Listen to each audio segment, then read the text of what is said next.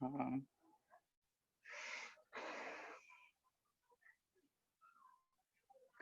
ठीक है। तो लास्ट क्लास में जो कुछ भी करे थे हम लोग, उसमें कोई दिक्कत किसी को भी?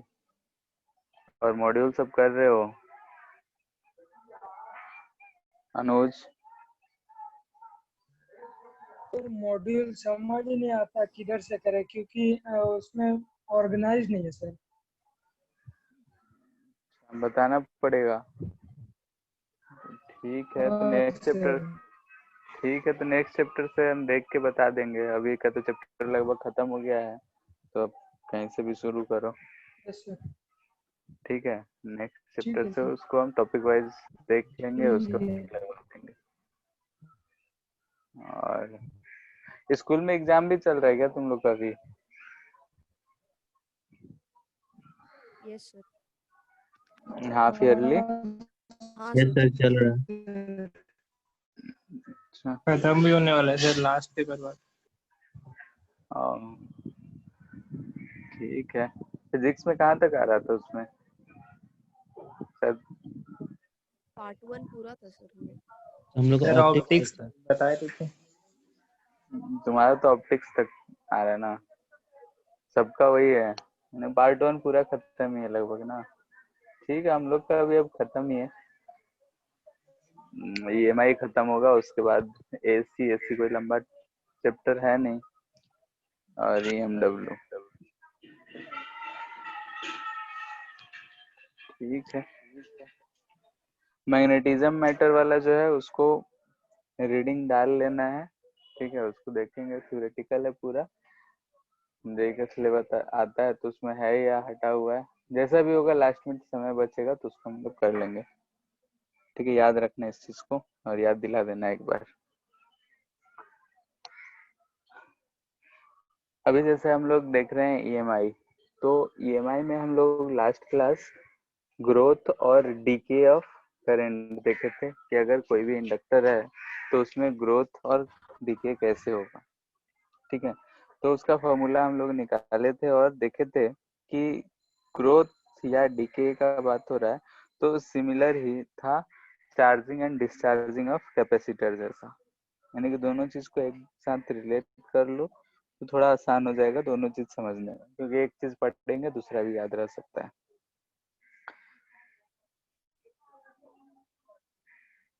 ठीक है, तो ये चीज हम लोग देखे थे, तो उसी से रिलेटेड एक दो क्वेश्चन करते हैं। चार्जिंग डिस्चार्जिंग इजी है। एक क्वेश्चन ये है,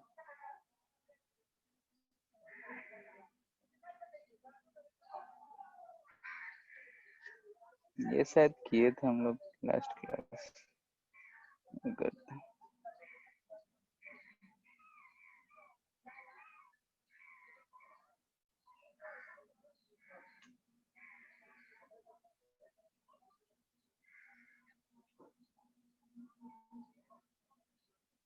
ठीक है, ऐसा एक सर्किट दे रखा है, ये दो स्विच है, स्विच 1 बोल रहे हैं, इसको स्विच 2 बोल रहे हैं।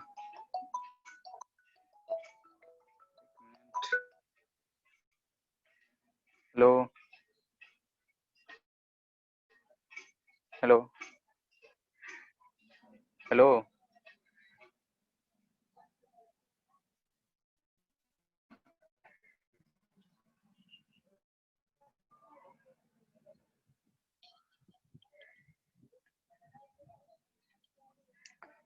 ठीक है, यहाँ पे दो स्विच दे रखा है। ठीक है, S1 और S2, ये रेजिस्टेंस R, ये 2R, ये L, ये और ये E दे रखा है।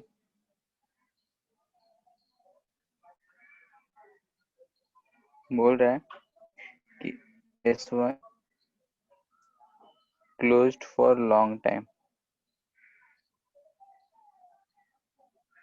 while S2 remains open। ठीक है, S1 को क्लोज कर रहे हैं और जब तक S2 जो है ओपन ही रह रहा है।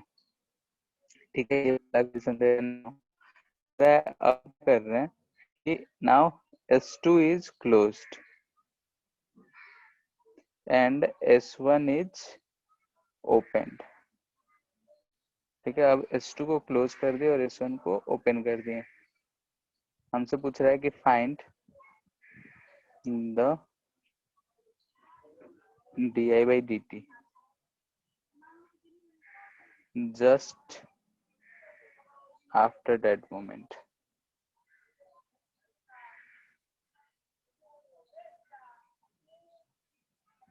ठीक है, जैसे ही बहुत लंबे समय तक S1 को क्लोज करके रखे, अब जैसे ही S1 को ओपन करे और S2 को क्लोज कर दिए, उस समय पे di by dt का वैल्यू बताना है, उसी समय पे जस्ट मोमेंट पे वैल्यू दे रखा है इसी सब के टर्म में।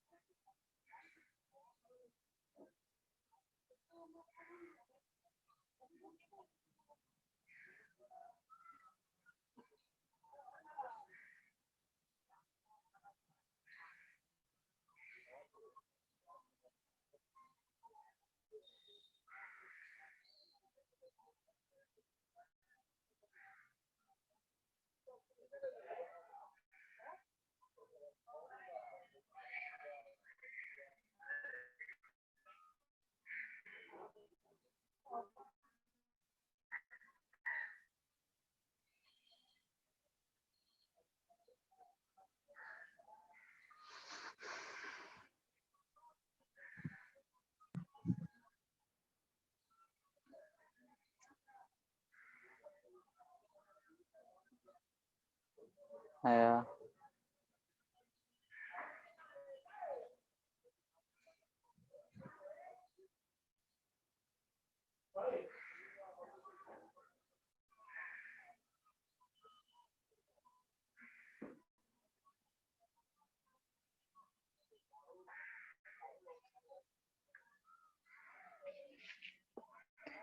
क्या करेंगे, तो इनिशियल फर्स्ट कंडीशन सॉल्व करते रहो, बताओ कितना आ रहा है। लॉन्ग टाइम के लिए है तो इंडक्टर हमारा क्या हो जाएगा, ये शॉर्ट सर्किट हो जाएगा। लॉन्ग टाइम के लिए अगर हम यूज करते हैं तो इंडक्टर शॉर्ट सर्किट हो जाता है, करंट कांस्टेंट पास कर रहा होता है t इक्वल टू इन्फिनिटी पे। तो हमारा जो सर्किट बनेगा ऐसा कुछ बनेगा,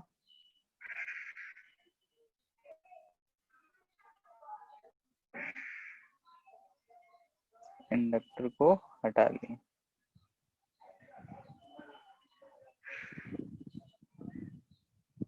ऐसा ये 4e R2R। ठीक है, और सेकेंड पार्ट में नीचे बनाते हैं। फाइनली अगर हम देखेंगे तो ये हमारा ऐसा हो जा रहा है। हाँ बोलो कितना आ रहा है।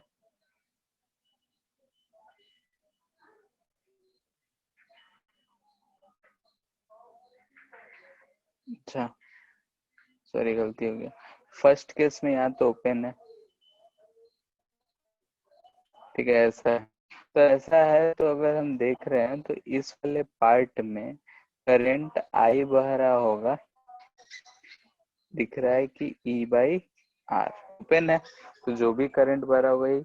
अगर हम तुरंत यहाँ पे S1 को ओपन कर दिए और S2 था, S2 को क्लोज कर दिए हैं, अगर हम इस समय पे देख रहे हैं तो तुरंत उसी मोमेंट पे इंडक्टर के थ्रू करंट हमारा चेंज नहीं हुआ होगा, यानी कि इस लूप में हमको करंट उस समय पे E बाई R ही मिला होगा। ठीक है, इंडक्टर को करंट E बाई R ही उस समय पे मूव करा होगा।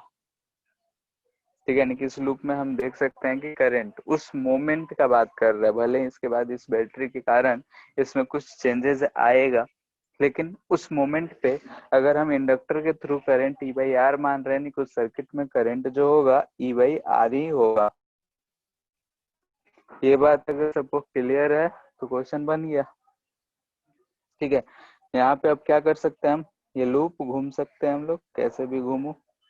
तो इस लूप में अगर हम लिख रहे हैं तो यहाँ से चल रहे हैं तो लिख सकते हैं फोर ई, यहाँ पे उल्टा डायरेक्शन जा रहे हैं, करंट जो है नीचे से आया होगा, हम उल्टा डायरेक्शन जा रहे हैं तो plus L D I by D T. ठीक है, क्यों, क्योंकि हम इधर से इधर जा रहे हैं, करंट ऊपर से नीचे आ रहा है। ठीक है, D I by D T increasing है डिक्रीजिंग है उससे हमको कोई लेना देना है। जब हम की डायरेक्शन में जाते हैं तो minus L D I by D T लिखते हैं, अपोजिट जा रहे हैं तो plus L D I by D T लिखेंगे। और यहाँ रेजिस्टेंस में भी करंट के अपोजिट ही जा रहे हैं तो वहां भी हम लिखेंगे तो प्लस आई आर, आई है E by R into two R, ये हो जाएगा 0। तो यहाँ से सॉल्व करेंगे तो D I by D T का वैल्यू आराम से मिल जाएगा। आर से आर गया, क्या आ रहा है, minus two E by L, minus नहीं, माइनस माइनस प्लस हो जाएगा, 6 हो जाएगा, 6 ई बाई एल, ये हमारा आंसर हो। माइनस क्या रिप्रेजेंट रहा है कि करंट जो है टाइम के साथ घट रहा होगा डायरेक्शन में, जो भी डायरेक्शन हम माने। दिख भी रहा कि आई इस डायरेक्शन में ई बाई आर ले रखे हैं, स्टेडी स्टेट जब इस लूप में पहुंचेगा तो करंट का डायरेक्शन उल्टा बह रहा होगा, जिस डायरेक्शन में हम लोगों ने इस लूप में माना है उसके अपोजिट डायरेक्शन में बह रहा होगा, क्योंकि फोरी का हायर पोटेंशियल इस करंट के अपोजिट डायरेक्शन में।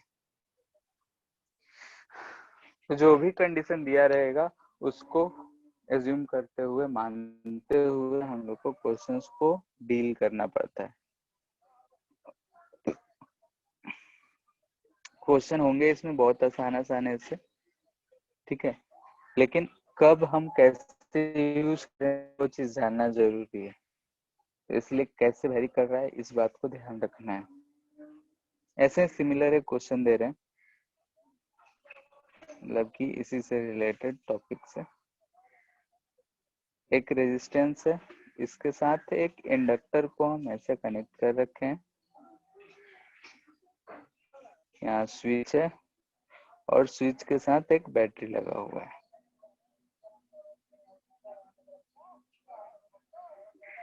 बोल रहा है कि at t equal to 0 switch is closed. Switch को t इक्वल टू 0 पे क्लोज कर रहे हैं, एंड आफ्टर लॉन्ग टाइम, ठीक है, बहुत समय के बाद, suddenly the inductor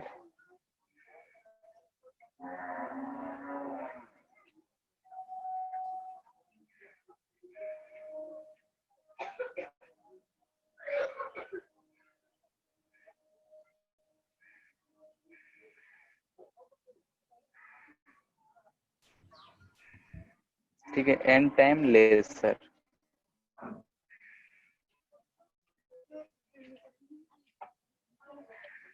then its initial value.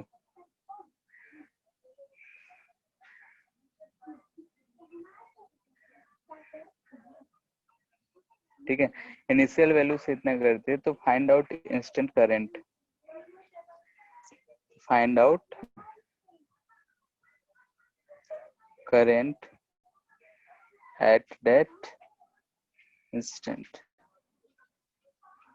ठीक है, क्वेश्चन है हमारा कैसा, एक सर्किट दे रखा है, आर और इंडक्टर लगा हुआ है और हमसे बोल रहा है कि t इक्वल टू 0 पे स्विच को हम क्लोज कर रहे हैं। तो बताना है कि क्या होगा।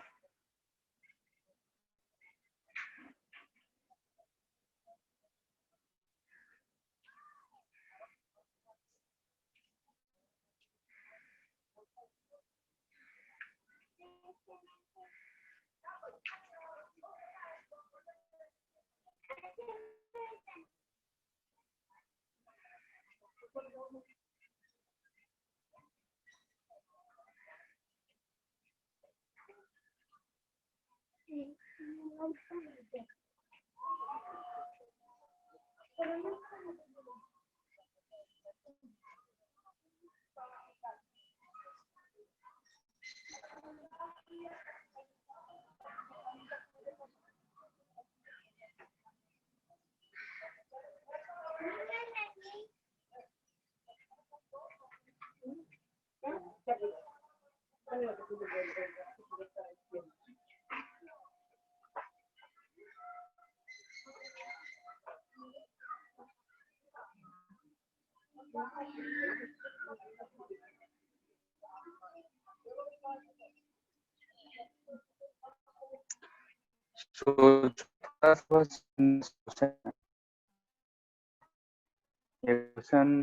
अगर एक पॉइंट है और उसके लिए क्वेश्चन में भी नहीं है, ठीक है, हिंट देते हैं, फ्लक्स के डायरेक्शन से सोचो, इंडक्टर से फ्लक्स क्या होगा।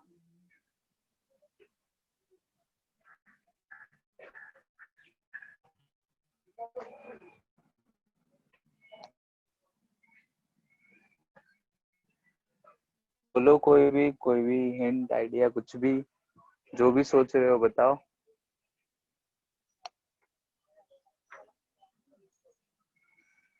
नहीं, देखो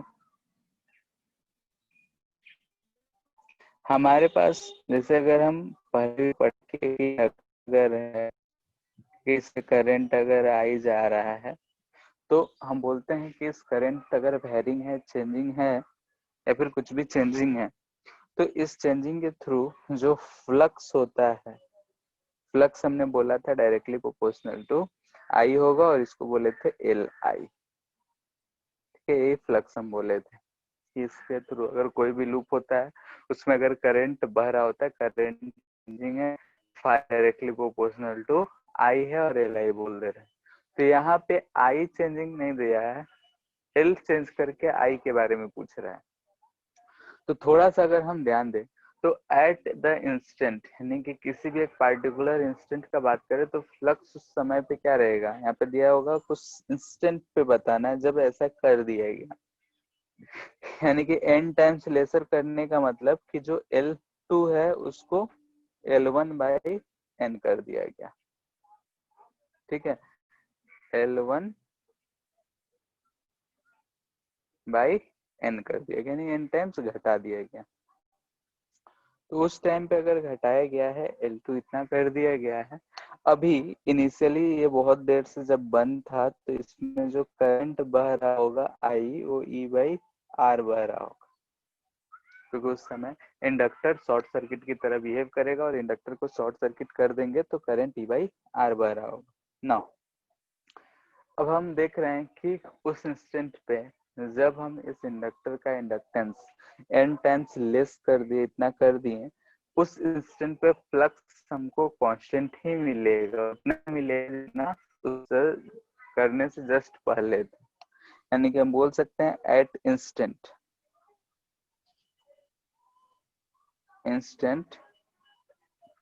जो फ्लक्स होगा, यानी कि अगर सर्किट में हम चेंज करेंगे, कभी भी इस चीज को याद भी रखना है, किसी भी सर्किट में अगर हम चेंज करते हैं तो इंस्टेंट पे फ्लक्स को कांस्टेंट ही लेना है।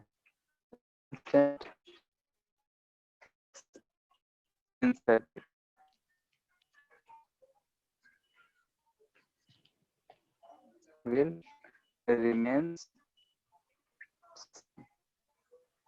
सेम की फील्ड होता है Li, इसको हम बोलते हैं कांस्टेंट रहे, इसका मतलब L1 I1 equal to L2 I2 हो जाएगा, L1 L1 कुछ भी मान ले रहे हैं, E1 E by R E by R equal to L2 L1 I2 हमसे पूछा गया, यहाँ को देखिए क्या हो जाएगा, करंट जो होगा n टाइम्स गया हो। सर आवाज ठीक है, इस क्लियर चीज नहीं को आ रहा है नोट सर। कर, तो सर नेटवर्क इशू है, आवाज नहीं आ रही। कट कट के आ रहा है सर। अच्छा, अभी कट रहा है कि पहले से कट रहा था? अभी ठीक है सर।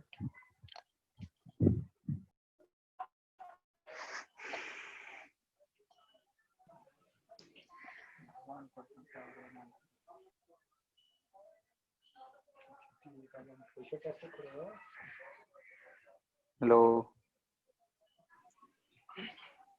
आ रहा है अभी? हाँ सर। हाँ सर। ठीक है,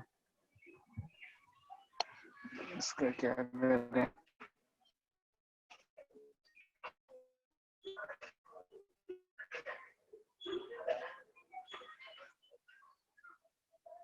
हेलो,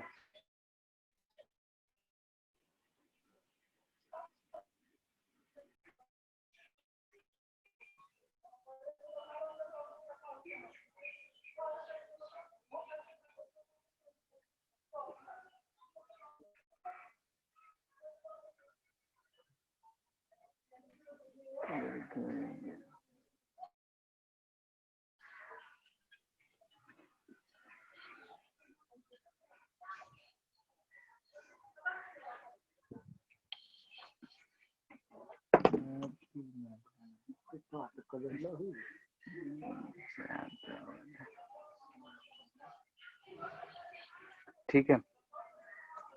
तो यहाँ पे इसी चीज को बोल रहे थे कि अगर सर्किट में कभी भी इंस्टेंट चेंज दे तो इंस्टेंट चेंज के लिए फ्लक्स चेंज नहीं होगा। ठीक है, तो फ्लक्स को कांस्टेंट मानेंगे और L1 equal to L2 I2 लेके हम सॉल्व कर लेंगे। इस चीज को नोट करके हम लिख भी ले रहे हैं। If there is any change in the circuit,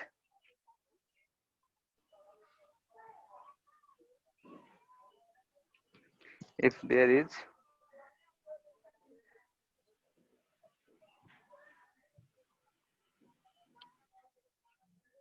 any change in the circuit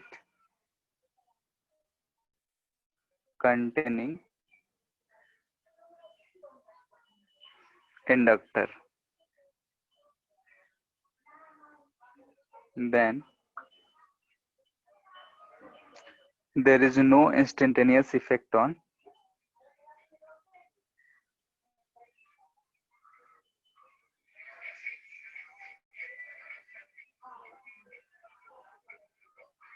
flux।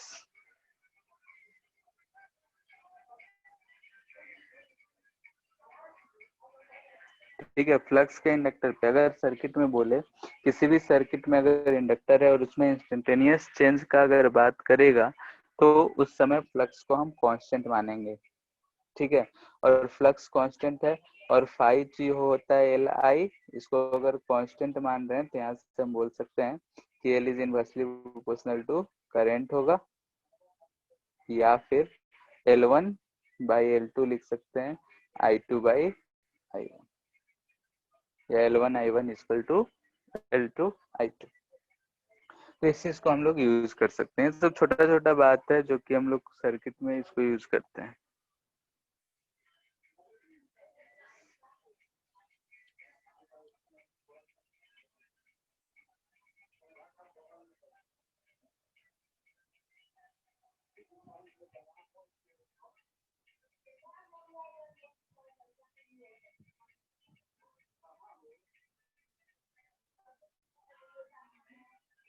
एक ऐसा क्वेश्चन दे रखा है,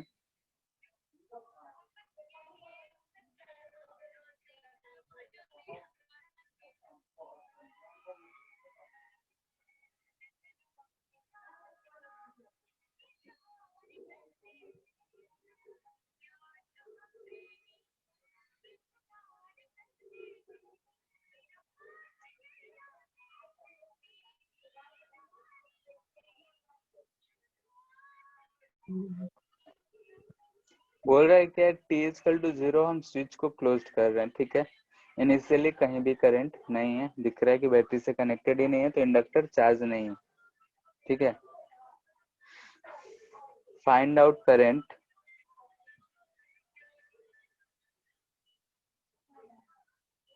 थ्रू इंडक्टर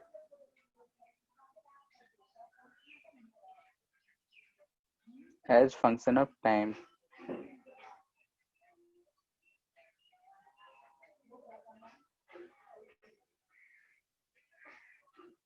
ठीक है, ऐसा दे रखा है, बोल रहा है कि as function of time find करना है।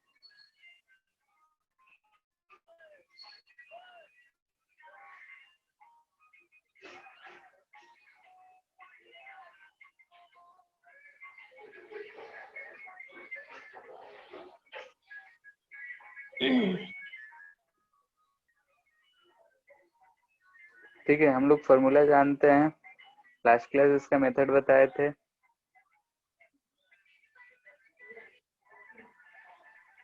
गाना कहाँ बज रहा है?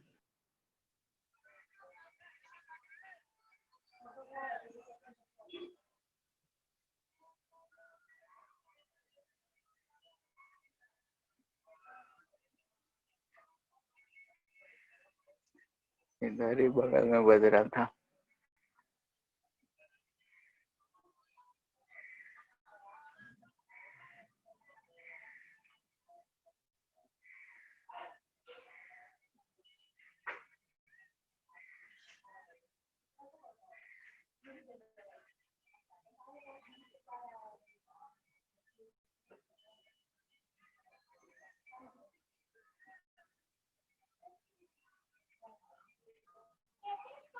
ठीक है, एक तो मेथड जो हम लोग लास्ट क्लास किए थे, नहीं तो दूसरा मेथड कर सकते हो, केवीएल केसीएल से करंट डिस्ट्रीब्यूशन करके फिर केवीएल लूप में घूम लो, उसके बाद इंटीग्रेशन वाला आएगा, इंटीग्रेट कर दो, जिससे हम लोग प्रूफ करे थे।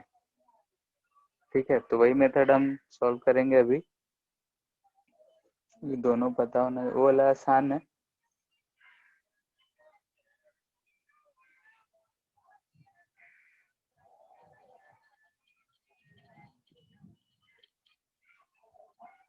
हो गया।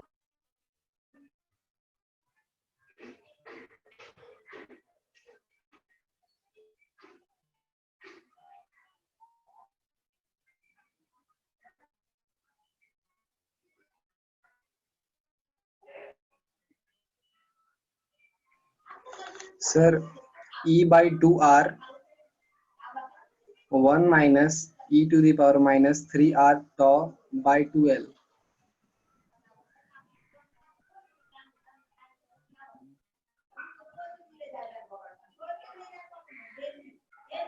Yes sir.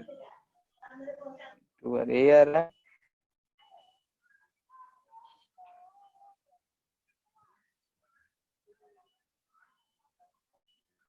सबका आ रहा है।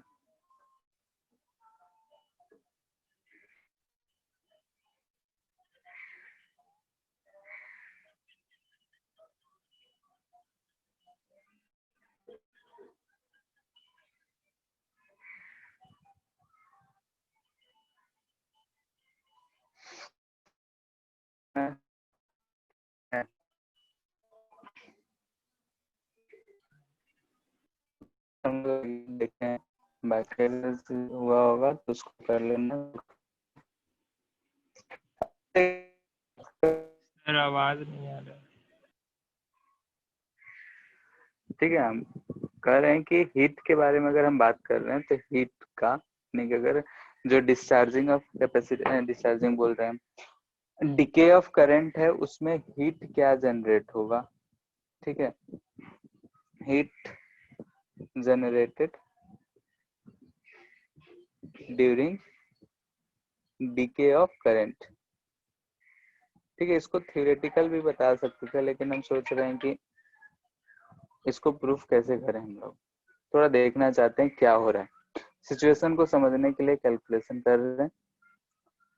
ठीक है, तो heat generated during decay of current, यानी कि अगर हमारे पास एक इंडक्टर है, इसको हम एक रेजिस्टेंस से कनेक्ट कर रखे हैं, रेजिस्टेंस आर है, इंडक्टेंस एल है। ठीक है, इसका इनिशियल एनर्जी जो है, इनिशियली एक्टिव है तो उसके पास कुछ एनर्जी होगा। हम बोल रहे हैं कि half L I naught square होगा इन इनिशियल एनर्जी। ठीक है, इनिशियली इसके पास इतना एनर्जी है। अगर हम बोल रहे हैं कि इस स्विच को क्लोज करेंगे तो इधर से करंट आई बहेगा और वो आई आता है हमारा I naught T raise to power minus T by tau. ये आया था लास्ट क्लास का, हम लोग देखे थे। तो डिस्चार्जिंग डीके ऑफ करंट के दौरान आई जो आया था आई नॉट, जो मैक्सिमम करंट होगा, e raise to power minus T by tau आया था। अब यहाँ से हमको इसके थ्रू अगर हमको हीट निकालना है, कितना हीट जनरेट होगा, तो रेजिस्टेंस में ही जनरेट होगा। तो हम बोल रहे हैं कि पावर कंज्यूम्ड बाय रेजिस्टेंस, लिखते हैं हम लोग आई स्क्वायर आर। ठीक है, और हीट अगर हमको लिखना होगा, हीट जनरेटेड या फिर एनर्जी कंज्यूम्ड, दोनों बात सेम ही होता है, या फिर एनर्जी कंज्यूम्ड बाय रेजिस्टेंस। ठीक है, रेजिस्टेंस से अगर हम देखेंगे तो हम DH लिख रहे हैं, तो ये आएगा I square R D T, small छोटे से टाइम के लिए ये I square R D T आएगा। तो टोटल हीट अगर हमको फाइंड करना होगा, यानी कि टोटल, ठीक है, यहाँ पे हम टोटल फाइंड कर रहे हैं, कि इनिशियल से लेके लास्ट तक, बीच में कहीं भी क्वेश्चंस में तुमको कहीं से कहीं का पूछ सकता है, तो ये चीज फॉर्मूला यूज करना पड़ेगा। तो क्या होगा, आई स्क्वायर रखेंगे तो I naught square E raise to power minus 2t by tau हो जाएगा। ठीक है, आर है तो आर, आई स्क्वायर आर हो गया और यहाँ पे आ जाएगा dt। अब इसी चीज का इंटीग्रेट करना पड़ेगा हमको, कहाँ से कहाँ तक, तो t हम 0 पे क्लोज किया, बहुत लंबे समय यानी कि इन्फिनिटी तक के लिए फाइंड करना चाह रहे हैं। तो यहाँ से हमको क्या मिलेगा, आई नॉट का स्क्वायर और आर, तो इंटीग्रेशन से बाहर आ जाएगा। अब इसको इंटीग्रेट करेंगे तो हमको क्या मिलेगा, यहाँ पे है e raise to power minus 2t by tau. इसका अगर इंटीग्रेट करेंगे इसको, तो ई का पावर जो होता है वही रहेगा और डिवाइड हो जाएगा माइनस 2 बाई टॉ से, ऐसा होगा। तो वही चीज हम यहाँ पे लिख रहे हैं, और टॉ को हम लिख सकते हैं आर एल बाई आर, तो वही चीज यूज करेंगे यहाँ पे। तो यहाँ पे हम लिख रहे हैं e raise to power minus 2t by tau divided by minus 2, tau है तो आर बाई एल, कहाँ से कहाँ, तो 0 से इन्फिनिटी। यहाँ से अगर देख रहे हैं तो हमको मिल जा रहा है माइनस 1/2, आर से आर गया, एल आई नॉट का स्क्वायर। ठीक है, और इधर क्या मिलेगा, ई का पावर माइनस इन्फिनिटी माइनस ई का पावर 0, ई का पावर माइनस इन्फिनिटी 0 होगा और ये -1, तो हमको 1/2 एल आई नॉट का स्क्वायर मिल रहा है। ठीक है, तो यहाँ से दिख रहा है कि अगर हम बहुत लंबे समय तक इस स्विच को बंद रखेंगे तो जितना एनर्जी इनिशियली इंडक्टर के पास था, वो सारा का सारा एनर्जी जो है रेजिस्टेंस के थ्रू खत्म हो जाएगा। ठीक है, यानी कि इसके अकॉर्डिंग अगर हमको कुछ क्वेश्चन देगा तो आसानी से आई पता है, भी निकालना हो तो भी निकाल सकते हैं, हिट निकालना हो हिट निकाल सकते हैं, कुछ भी पूछा जाए तो हम लोग आराम से कैलकुलेट कर सकते हैं। अब यहाँ पे है कि इस चीज को थ्योरेटिकल भी याद रख सकते हैं कि अगर जितना भी एनर्जी हम इंडक्टर, एक्टिव इंडक्टर के पास जितना भी एनर्जी होगा, उसको अगर हम लोग रेजिस्टेंस के से कनेक्ट कर देंगे तो उसका जो भी एनर्जी होगा और रेजिस्टेंस के थ्रू खत्म हो जाएगा, और वो as in the form of heat खत्म हो जाएगा, क्योंकि उतना ही हीट प्रोड्यूस हो रहा है 0 से इन्फिनिटी तक। हो सकता है कुछ समय दे दे कितना देर में कितना हीट प्रोड्यूस होगा, या फिर पूछ देगा कितना एनर्जी बचा होगा, तो वही चीज है। और कहीं लॉस तो हो नहीं रहा है, तो रेजिस्टेंस से हम लोग निकाल लेंगे कि अगर रेजिस्टेंस दे रखा है तो रेजिस्टेंस के से कितना हीट प्रोड्यूस हुआ, वही हीट लॉस हुआ होगा, तो कितना बचा हुआ एनर्जी है वो निकाल सकते हैं, और कितना खपत हो गया वो भी हम लोग निकाल सकते हैं। ठीक है, इसी से यहाँ पे अगर टाइम दे रखा होगा तो समय से समय तक इंटीग्रेट करके फाइंड कर लेना। ठीक है, जनरलाइज फॉर्मूला हम नहीं निकाल रहे हैं, जनरलाइज निकालना होता तो 0 से t तक इंटीग्रेट कर दिए होते। ठीक है, तो 0 से t करते तो देख लो ध्यान से क्या दिख रहा है, जनरलाइज्ड, यानी कि for time t equal to 0 to t, यानी कि हम इन्फिनिटी तक नहीं ले जा रहे हैं, किसी टाइम t तक ले ले रहे हैं। तो यहाँ इन्फिनिटी की जगह t आ जाएगा, यहाँ पे बस t रहेगा।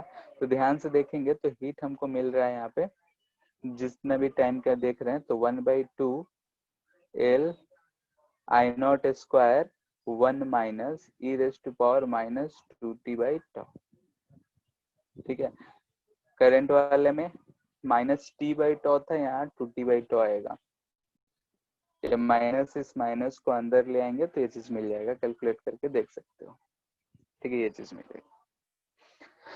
तो ये हम बोल सकते हैं कि ये हीट जनरेटेड या फिर एनर्जी कंज्यूम्ड, कुछ भी बोलो, energy consumed in resistance, heat generated through resistance, या फिर एनर्जी लॉस फ्रॉम इंडक्टर। और अगर इनिशियल एनर्जी में से इसको सब्ट्रैक्ट कर दे रहे हैं तो हम बोल सकते हैं एनर्जी जो बचा हुआ है इंडक्टर में। ठीक है, इंडक्टर के पास अगर कुछ भी एनर्जी अगर बचा हुआ है, रिमेनिंग एनर्जी है, तो उस चीज को बोल सकते हैं। ठीक है, तो इस चीज को 4 तरह के लैंग्वेज में घुमा के पूछा जाता है, हमको फाइनली एक ही चीज फाइंड करना होगा। इसके बाद हम लोग का जो टॉपिक है, अब छोटा छोटा ये टॉपिक बच गया है, 2-3, म्यूचुअल इंडक्टेंस। अभी तक हम लोग देख रहे थे सेल्फ इंडक्टेंस, यानी कि खुद की वजह से था।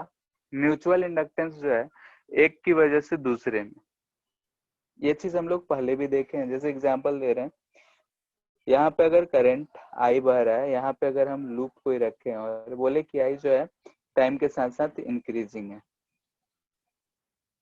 इसमें का जो करंट है वो टाइम के साथ साथ बढ़ रहा है, तो हम बोल सकते हैं कि इस लूप के थ्रू डायरेक्शन देखेंगे तो मैग्नेटिक फील्ड का ऐसा इनटू द प्लेन आएगा यहाँ पे, और ये मैग्नेटिक फील्ड इंक्रीजिंग दिख रहा होगा इनटू द प्लेन।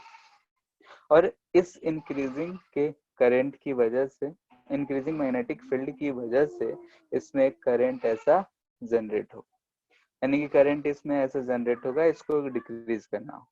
तो यहाँ पे दिख रहा है कि एक की वजह से दूसरे में। ठीक है, या फिर सिंपल सा एक दूसरे की वजह को एक लूप है, एक लूप ये है। ठीक है, अगर हम इंक्रीजिंग तो इस थ्रू फ्लक्स से मैग्नेटिक फील्ड इसमें एक इंड्यूस्ड ईएमएफ जनरेट, यानी फर्स्ट वाले में करंट होने की वजह से सेकंड वाले में एक ईएमएफ जनरेट वाले करंट आया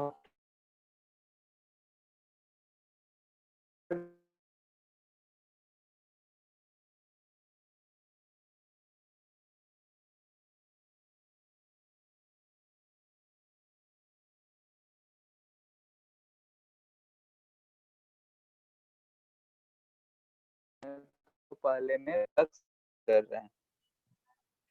डिस्कनेक्ट हो गया। Hello,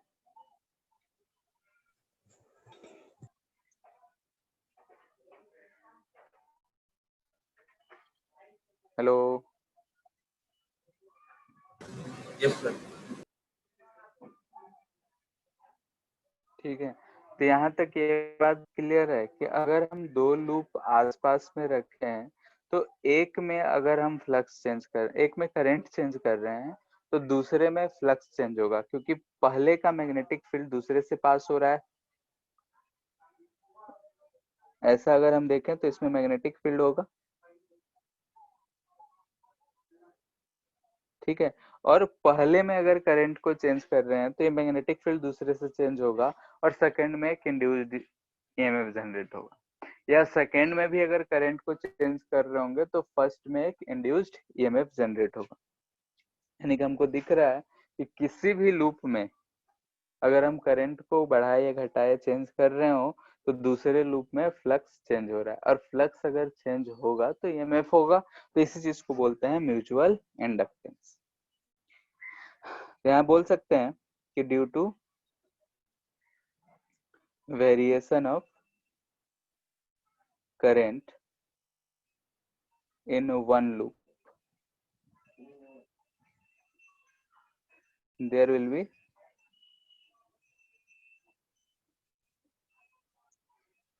change in magnetic flux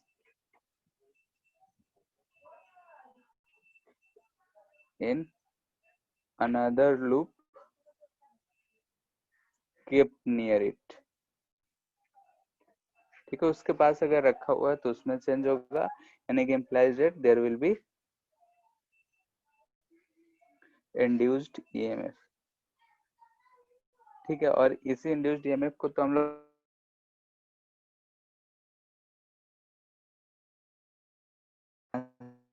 हो जाए।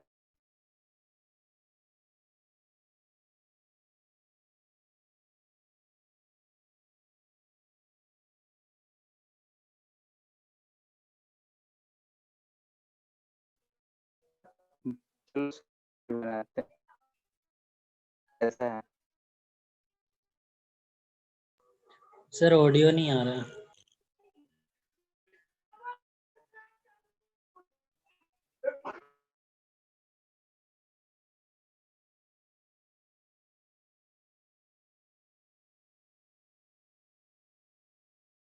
तो ये बनाता हूँ।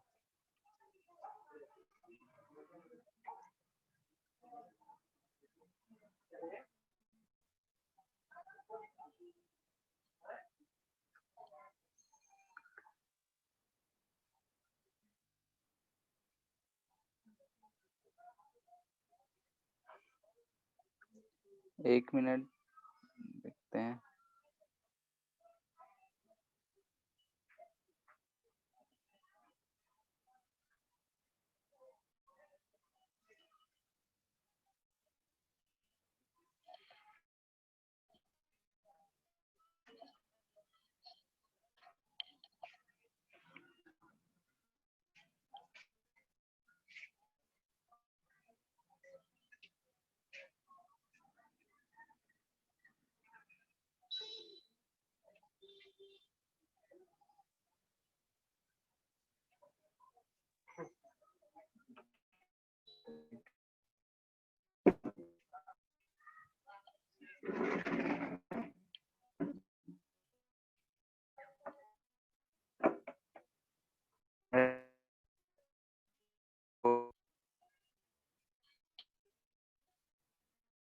हेलो,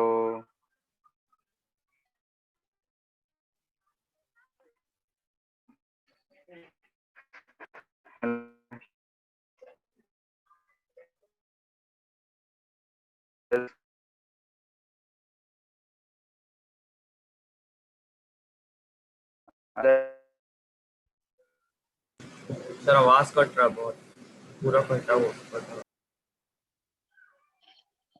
अभी अभी भी कट ही रहा है। अभी जस्ट आ रहा है। ठीक है,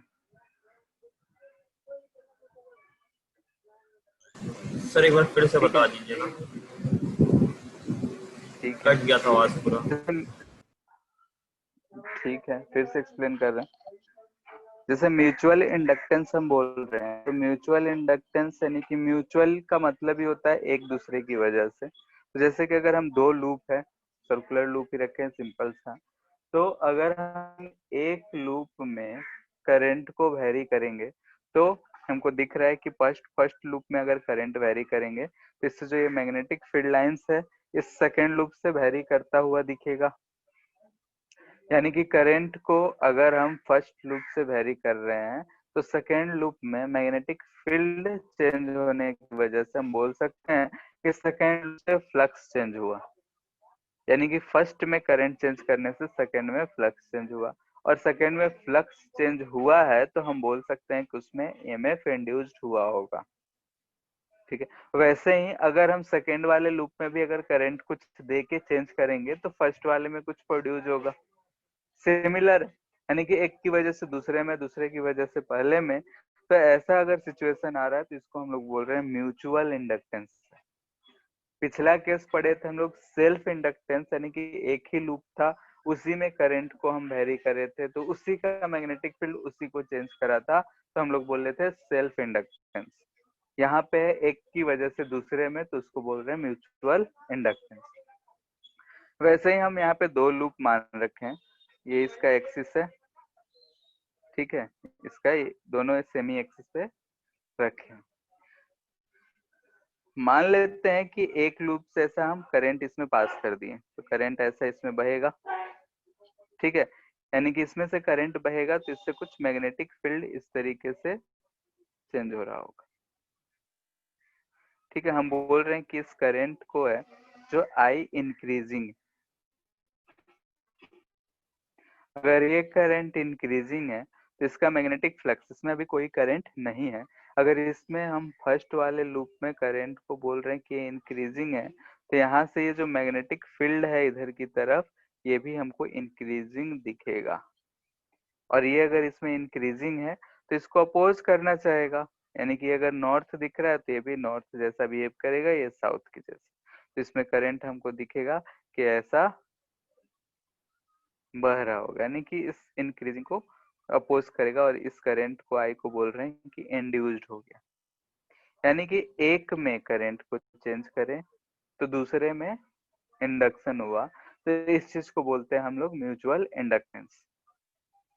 ध्यान से अगर देखें तो इसमें जो फ्लक्स है, ठीक है, फ्लक्स phi2 बोल रहे हैं, ये प्रोपोर्शनल टू किसके है, तो इसमें जो करंट I1 बह रहा है, लूप 1 में जो करंट बह रहा है उसके, उससे जो प्रोपोर्शनल ये है, ठीक है। अगर ऐसे ही हम इसमें का देखते तो बोलते कि phi1 अगर इसमें अगर चेंज करते तो इसमें जो करंट होता उससे प्रोपोर्शनल होता, ठीक है, तो इस चीज को ध्यान रखना है। तो यहाँ अगर हम फ्लक्स देख रहे हैं तो फ्लक्स सेकेंड लूप में का फ्लक्स जो है, करंट जो फर्स्ट में बह रहा है उस पर डिपेंड कर रहा है, यानी पहला में हम जैसे चेंज करेंगे तो सेकेंड का फ्लक्स चेंज हो रहा है, तो यहाँ भी प्रोपोर्शनल है, तो यहाँ पे हम phi2 ड्यू टू 1 बोल देते हैं कि फ्लक्स इन 2 ड्यू टू 1, यानी कि 2 3 4 अगर रखा हुआ है तो इसको नामकरण रखने के लिए phi2 1 लिख रहे हैं, बोल रहे हैं, यानी कि फ्लक्स इन 2 ड्यू टू 1, ठीक है, यानी कि फर्स्ट लूप के कारण सेकेंड लूप में फ्लक्स phi2 1, यहाँ पे हम लिखेंगे म्यूचुअल इंडक्टेंस ऑफ 2 1 I1, ठीक है। यहाँ पे m, यहाँ पे अगर लिखेंगे तो phi1 equal to m1 to I2, यहाँ पे m12 या m21 लिख रहे हैं, इसको हम बोलते हैं कांस्टेंट है और कोएफिशिएंट ऑफ म्यूचुअल इंडक्टेंस है, ठीक है, इसको बोलते हैं कोएफिशिएंट ऑफ म्यूचुअल इंडक्टेंस। और एक्सपेरिमेंटली, ठीक है, M12 जो होता है M21 के बराबर होता है, इसलिए हम लोग इसको M से रिप्लेस कर सकते हैं, ठीक है, यानी कि अगर हम बोल रहे हैं कि इसमें M21 यानी कि 2 का 1 की वजह से, इसमें 1 2 1 का 2 की वजह से, लेकिन दोनों जो होते हैं बराबर होता है, यानी कि दोनों हम सर्किट, यानी कि कंस्ट्रक्ट, जैसा कि हम लोगों ने देखा था कि coefficient of self inductance construction पे डिपेंड कर रहा था, सोलेनॉइड का जो भी निकाले थे, जैसा कंस्ट्रक्शन था उसका, जैसा बनाए थे वह उसी चीज पे डिपेंड कर रहा था, वैसे ही म्यूचुअल इंडक्टेंस भी दोनों लूप के कंस्ट्रक्शन पे डिपेंड करता है और दोनों की वजह से है, इसलिए ये जो चीज आता है दोनों के लिए सेम आता है। ठीक है। अब यहाँ पे हम सोलेनॉइड के लिए इसलिए प्रूफ नहीं कर रहे हैं क्योंकि सोलेनॉइड के बाहर कितना मैग्नेटिक फील्ड आता है ये चीज हम लोगों ने कैलकुलेट नहीं करा है, ठीक है। तो इसलिए हम लोग इस चीज को याद रखेंगे कि म्यूचुअल इंडक्टेंस अगर दो लूप आजू बाजू में रखा हुआ है तो दोनों का से की वजह से होता है, तो एक का दूसरे की वजह से या दूसरे का पहले की वजह से नहीं करके हम बोल देंगे कि दोनों का म्यूचुअल इंडक्टेंस है, यानी कि कोएफिशिएंट ऑफ म्यूचुअल इंडक्टेंस ये दोनों की वजह से। अब ये लिखने का पर्पस यहाँ पे इसलिए है क्योंकि यहाँ पे ध्यान देना है कि ये फ्लक्स 1 का 2 की वजह से और ये 2 का 1 की वजह से, फ्लक्स सेम नहीं है। फ्लक्स जो है करंट पे डिपेंड कर रहा है, सेकेंड लूप में फ्लक्स फर्स्ट के करंट पे डिपेंड कर रहा है और फर्स्ट का फ्लक्स सेकेंड के लूप में करंट कितना है उस पे डिपेंड कर रहा है, ठीक है। तो इस चीज को ध्यान रखना है कि यहाँ जो हम फ्लक्स लिख रहे हैं एक लूप का दूसरे की वजह से लिख रहे हैं, तो सेकेंड में क्या करंट चेंज हो रहा है उसकी वजह से फर्स्ट में हम फ्लक्स लिख रहे हैं, फर्स्ट में जो चेंज होगा उसकी वजह से सेकेंड में लिखेंगे, यानी कि एक का दूसरे की वजह से। तो इसलिए फ्लक्स में F1 यानी कि सिंपली इसको लिखते हैं दैट इज फाई 1, यानी कि फर्स्ट में लिखना हो तो लिख सकते हैं m कांस्टेंट रहेगा, I2 करंट किस में जो लूप 2 में, एंड अगर फ्लक्स इन 2 लिखना हो तो इसको लिख सकते हैं हम m और करंट क्या लिखेंगे जो 1 में हो, ठीक है। इस चीज को ध्यान रखना है कि अगर हमको ऐसा दिया हुआ है तो ये चीज होता है फाई mi2 और mi1। अगर हम ईएमएफ का बात करें, ठीक है, ईएमएफ का, तो हम जानते हैं कि सिंस ईएमएफ जो होता है मैग्नीट्यूड ही बात कर रहे हैं D phi by D T होता है, चलो साइन नहीं लगाते, तो minus D phi by D T होता है। तो यहाँ से लिखेंगे फर्स्ट में तो लिखेंगे minus M D I two by D T, और वही अगर सेकेंड लूप में लिखना हो तो लिखेंगे minus M D I one by D T. ये है ईएमएफ। अगर दोनों लूप का रेजिस्टेंस दे रखा होगा तो करंट भी हम आसानी से लिख सकते हैं ईएमएफ बाई आर, ठीक है। तो इस चीज को ध्यान रखना है कि अगर एक लूप से दूसरे लूप की वजह से अगर ईएमएफ लिखना है तो हम ऐसे लिख सकते हैं, यानी अगर फ्लक्स ध्यान में है तो ईएमएफ आसानी से लिख सकते हैं। समझने के लिए एक छोटा सा क्वेश्चन दे रहे हैं, ठीक है। ऐसा एक लूप है, सही बना रहे, ठीक है, एक लूप है, इसका रेडियस है चलो 1 मीटर मान लेते हैं, और एक छोटा सा लूप यहाँ पे है, ये स्मॉल आर जो है वो 1 सेंटीमीटर, ठीक है। इसमें करंट आई बह रहा है एंड इंक्रीजिंग है, ठीक है। बोल दे रहे हैं D I by D T जो है के, ठीक है, कुछ भी है, D I by D T कोई भी कांस्टेंट के मान ले रहे हैं। तो हम पूछ रहे हैं कि फाइंड ईएमएफ इन,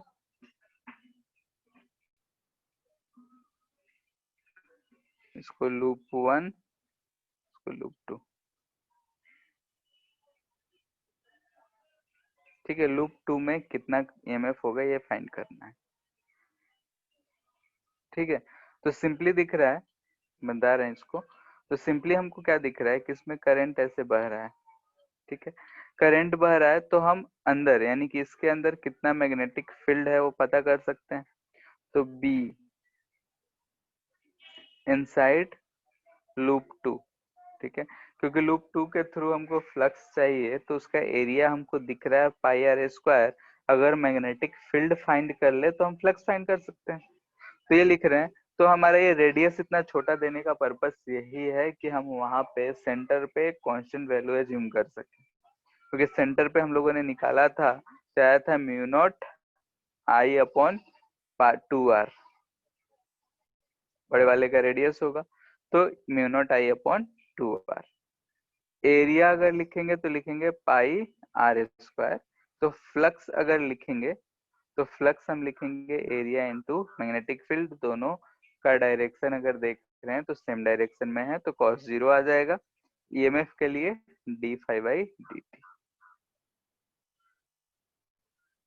ठीक है, इसको देख रहे हैं, तैयार है pi R square magnetic field mu naught I upon 2r। तो ये चीज आ जाएगा, ध्यान से देखो तो pi R square by 2r mu naught D I by D T.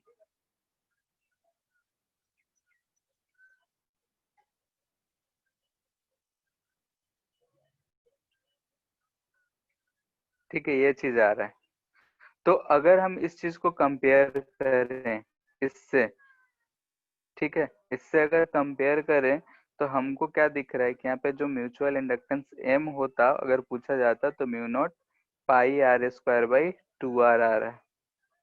ठीक है, एक सिंपल सा एग्जांपल करके बताइए जिसके बारे में हमको पता है मैग्नेटिक फील्ड। तो यहाँ से हमको म्यूचुअल इंडक्टेंस का कोएफिशिएंट जो है mu not pi R square by 2r आ रहा है। यहाँ पे ध्यान से देखें तो अंदर का मीडियम कैसा है उस चीज पे डिपेंड कर रहा है, या फिर दोनों का जो डायमेंशन क्या है उस चीज पे ये वैल्यू डिपेंड कर रहा है। इसलिए हम लोग इसमें क्या करंट है उससे कोई फर्क नहीं पड़ता है। और एक चीज बात, ये सिर्फ बड़ा वाला है तो उसके बड़े वाले लूप के लिए या छोटे वाले लूप के लिए अलग अलग नहीं आएगा। यहाँ पे अगर ध्यान से देखेंगे तो यही वैल्यू किसी चीज के लिए भी आएगी, क्योंकि अगर बड़े वाले लूप के लिए भी अगर हम फ्लक्स चेंज मानते हैं तो छोटे वाले में अगर हम करंट माने होते तो जो करंट अंदर होता वो वैसा ही होता। ठीक है, और यहाँ पे छोटे वाले में करंट देख के हम बाहर वाले का नहीं पूछेंगे, क्योंकि बाहर में कितना टोटल फ्लक्स चेंज हो रहा है ये हम फाइंड नहीं कर सकते हैं, क्योंकि हम लोग लूप है तो लूप के इधर कितना करंट आएगा कितना एंगल पे आएगा वो हम लोगों ने सिर्फ डाइपोल मोमेंट से कंपेयर करके फाइंड करा था। एक्यूरेटली कितना डिस्ट्रीब्यूशन होगा वो चीज हम लोग नहीं जानते। तो इसलिए इस चीज को ध्यान से देखना है कि अगर हमको कोई भी केस दिया रहेगा तो ऐसा दिया रहेगा जो हम लोग सॉल्व कर पाए।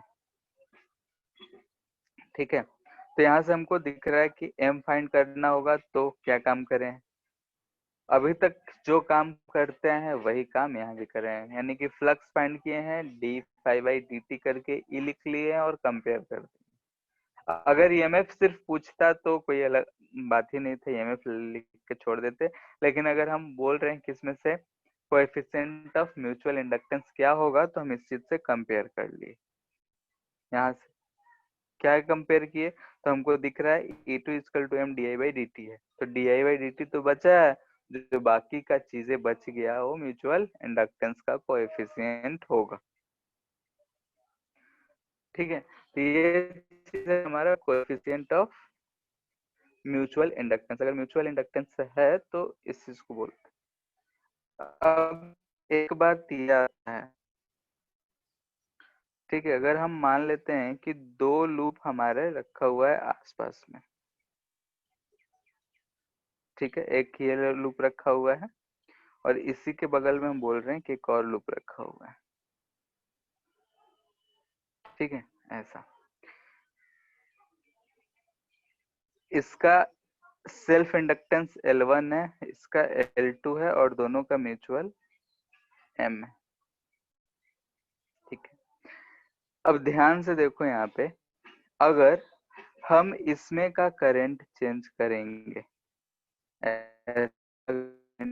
हो रहा है, ठीक, इसमें भी मान लेते हैं कि ये I1 है, इसमें भी करंट ऐसा ही I2 बह रहा है। ठीक है, ये I2 है, दोनों में करंट है और दोनों आसपास में रखा हुआ है। तो इसका अगर हम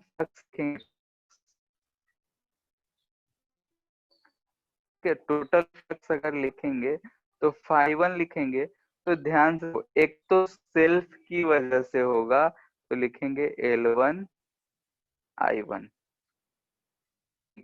सेल्फ वजह से होगा तो I1। दूसरा बात, इसका अगर हम देखें तो नॉर्थ इधर आएगा, इधर नॉर्थ, इधर आएगा, इधर साउथ आएगा, इधर साउथ। यानी कि इंडक्टर की तरह अगर हम बना के देखते हैं तो हमको हो सकता है कि ऐसा बोला रहता है कि ये दो इंडक्टर ऐसा रखा हुआ है, दोनों में करंट है, तो टोटल फ्लक्स क्या में सेल्फ करंट है तो सेल्फ होगा ही, फ्लक्स है, टोटल फ्लक्स का बात हो रहा है, ना तो सेल्फ की वजह से हो रहा है ना ही म्यूचुअल बोला जा रहा है, वो टोटल फ्लक्स कितना होगा इन दोनों की वजह से। तो सेल्फ तो होगा ही होगा, साथ में म्यूचुअल के कारण लिखेंगे तो लिखेंगे प्लस एम आई टू। वैसे इसमें फाई टू लिखना होगा तो लिखेंगे L two I two plus M I one. ठीक है, ये टोटल फ्लक्स आएगा। ठीक है, अगर ऐसा ओरिएंटेशन है तो अगर ऐसा रखा हुआ मिल जाए,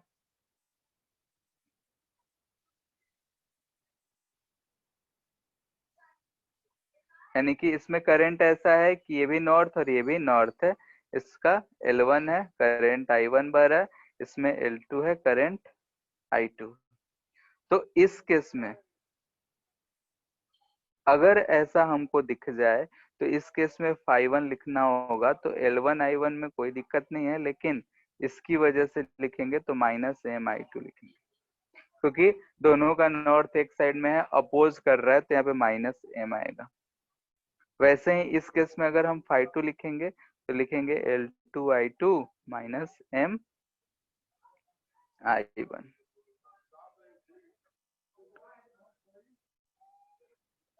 ठीक है, तो इस चीज को ध्यान रखना है कि अगर दोनों में करंट का डायरेक्शन कैसा है, यहाँ पे या तो ऐसा डॉट करके दे देगा या फिर करंट डायरेक्टली शो करके देगा। तो अगर करंट दिख रहा है तो हम नॉर्थ किधर है साउथ किधर है उसके कारण हम पता कर सकते हैं। अगर दोनों इस तरीके से दिखे कि यहाँ पे अट्रैक्शन हो रहा है तो दोनों के बीच में प्लस आएगा, अगर दोनों में रिपल्सन होगा तो माइनस आएगा, यानी कि नॉर्थ साउथ है तो प्लस, नॉर्थ नॉर्थ या साउथ साउथ रहेगा तो माइनस।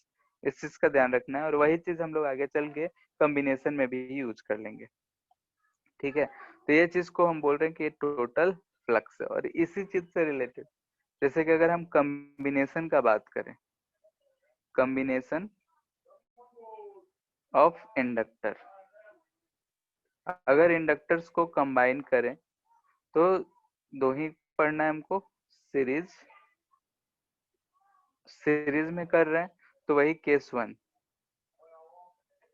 अगर ऐसा दे रखा हो, ठीक है, ऐसा दिया हो, इसका बोले L1 है L2 है, ठीक है, अगर इसमें ये M दे भी सकता है नहीं भी दे सकता है, अगर M गिवन रहा ऐसा रहा तो L इक्विवेलेंट जो हम लिखेंगे L1 plus L2 plus 2M लिखेंगे। ठीक है, अगर हमको दो इंडक्टर्स दे रखा होगा सीरीज में है और ऐसा है करंट ऐसा फ्लो कर रहा है, यानी कि अगर सिर्फ सर्किट है बैटरी से कनेक्टेड है तो ऑफ कोर्स ऐसा ही होगा, तो इस केस में L1 plus L2 plus 2M लिखेंगे। ठीक है, अगर क्वेश्चन में M नेग्लेक्ट कर दिया है, M जीरो है, यानी कि इफ म्यूचुअल इंडक्टेंस जीरो बोले, म्यूचुअल इंडक्टेंस जीरो कब होगा अभी देखेंगे, जब दोनों में कोई इंटरेक्शन नहीं होगा, दूर दूर होगा तो M जीरो होगा, तब L इक्विवेलेंट हम directly L1 plus L2 use कर सकते हैं। सिमिलर टू रेजिस्टेंस, रेजिस्टेंस में जैसा सीरीज में आता था वैसा ही यहाँ भी आ रहा है। केस 2, अगर हमारा इंडक्टर ऐसा कनेक्टेड है, ठीक है, एक ऐसा है दूसरा भी इधर ही है, ठीक है, या फिर दोनों साउथ वाला ही हो, इस केस में अगर L इक्विवेलेंट हमको लिखना होगा तो लिखेंगे L1 plus L2 minus 2M।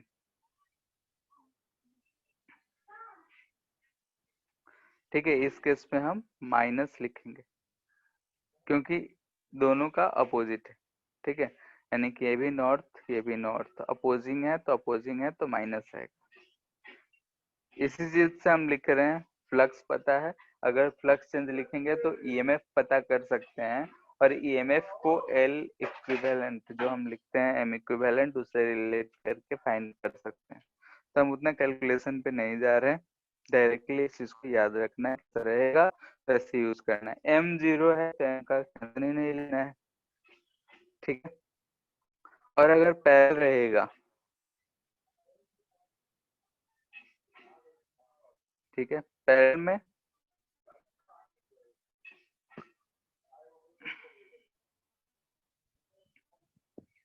ठीक है, हम एम को नेग्लेक्ट कर रहे हैं,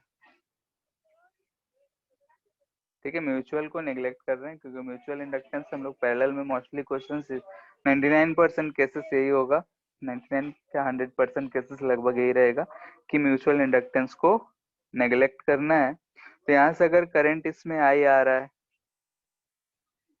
ये L1 है, ये L2 है, इधर से I1 जा रहा होगा, इधर से I2 जा रहा होगा, इसके क्रॉस का पोटेंशियल कुछ भी होगा, दोनों में सेम होगा। तो ऊपर वाले में अगर फ्लक्स लिखें L1 I1, इसमें लिखेंगे फ्लक्स तो L2 I2, और फ्लक्स पता है तो इसका ईएमएफ अगर लिखेंगे तो ये लिखेंगे, या फिर ऐसे से सोचो कि डी फाइव बाई ईएमएफ जो होता है D phi by D T होता है, यानी कि L1 di1 by D T, और इसके लिए लिखेंगे तो ये equal to L2 di by D T, magnitude का ही बात कर रहे हैं। और दोनों के अक्रॉस में पोटेंशियल सेम है, तो यहाँ से हम बोल सकते हैं कि यहाँ से टाइम अगर सेम है तो L1 di1 equal to L2 di2, और इसको कंपेयर करें रेजिस्टेंस से तो हमको मिलता है कि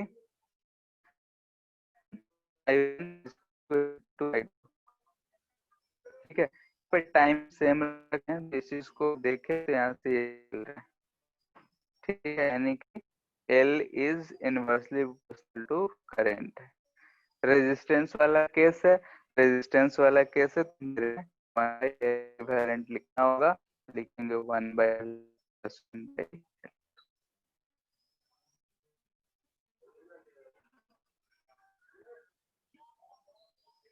ठीक है। तो अगर हमारा ऐसा दे रखा होगा कि जो इंडक्टर है, इंडक्टर को अगर इस तरीके से दिया होगा तो इसको ऐसे यूज कर लेना है। सीरीज में रहेगा तो L1 प्लस L2, पैरेलल में है तो 1/L1 प्लस 1/L2। M जो है बहुत कम जगह पे लाएगा, जब सीरीज पैरेलल सॉल्व कराते हैं तो M का वैल्यू बहुत कम जगहों पे मिलेगा।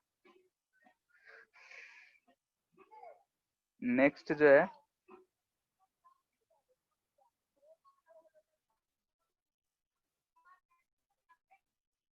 M and L1 and L2, ठीक है। इस सब में अगर हम रिलेशन का बात करें, एक्सपेरिमेंटल है, एम्पेरिकल फॉर्मूला है,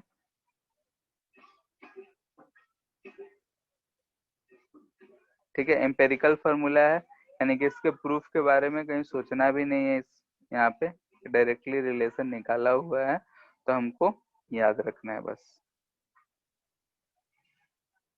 ठीक है। इस लेवल पे हम इसका प्रूफ का सोचेंगे भी नहीं। M इक्वल टू आता है K under root L1 L2, भले कोई एग्जाम्पल लेके प्रूफ कर दे वो अलग बात है, यानी कि कोई भी एक केस ले लिए उसके लिए सॉल्व करके दिखा दिए कि भाई देखो सेटिस्फाई कर रहा है, तो अलग बात है, लेकिन ये कहाँ से है कैसे है इस चीज के बारे में हम भी नहीं जानते, जो क्या बोलना है, ठीक है। जो भी बुक में दे रखा है तो उसमें ये लिखा है कि जानना भी नहीं है। तो M equal to K under root L1 L2 याद रखना है। K का वैल्यू जो होता है लेस देन 1 0, 0 से 1 के बीच में होता है, ठीक है। M का वैल्यू जो होगा, यानी कि हम यहाँ से 0 से 1 के बीच में बोल सकते हैं, यहाँ से हम बोल सकते हैं कि M का वैल्यू जो होगा less than equal to under root L1 L2 होगा, ठीक है। ये चीज को मैथ्स में यूज कर लिया जाता है, दो फंक्शन दे देगा, पूछेगा बताओ क्या क्या x का वैल्यू होगा, y का वैल्यू होगा। M k का वैल्यू 0 कब होगा, k का वैल्यू 0 कब होगा, जब नो इंटरेक्शन,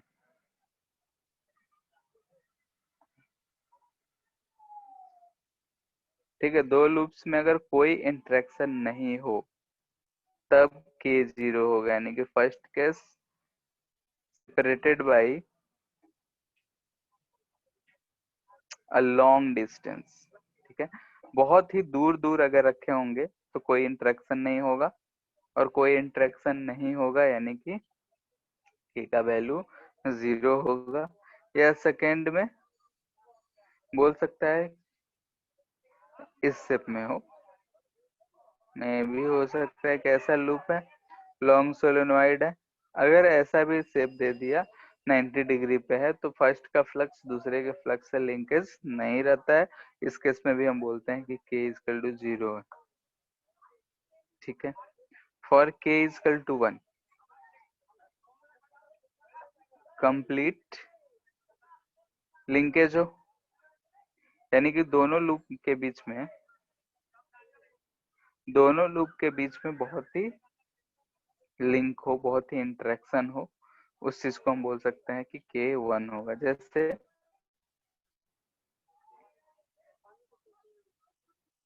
ऐसा एक लूप है, ठीक है, और तो बड़ा कर देते हैं, ठीक है। और एक लूप बोल रहे हैं कि यहाँ पे ऊपर से ऐसा है,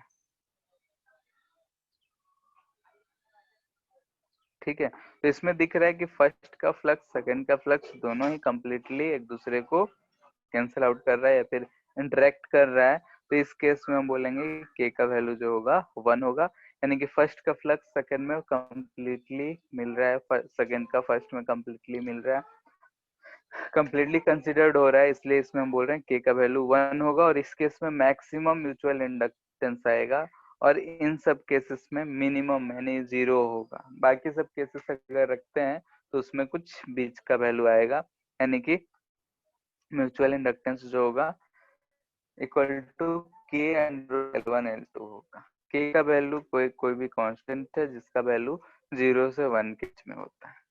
इतना बात को ध्यान रखना है, ये सब क्वेश्चंस डायरेक्टली ही पूछे जाएंगे, ठीक है। इस चीज को एक बार प्रैक्टिस कर लेना है, पढ़ लेना है।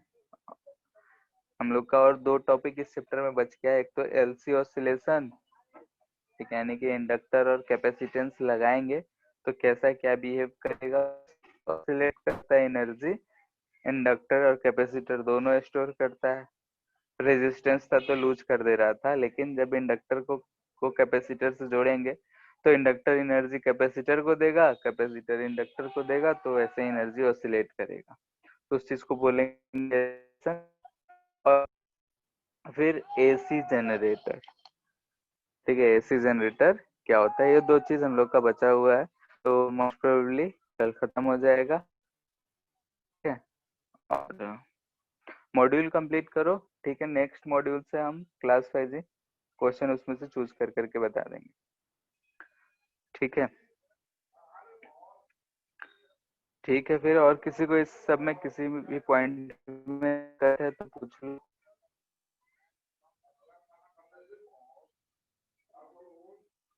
नहीं है, ठीक है, फिर एंड कर रहे हैं।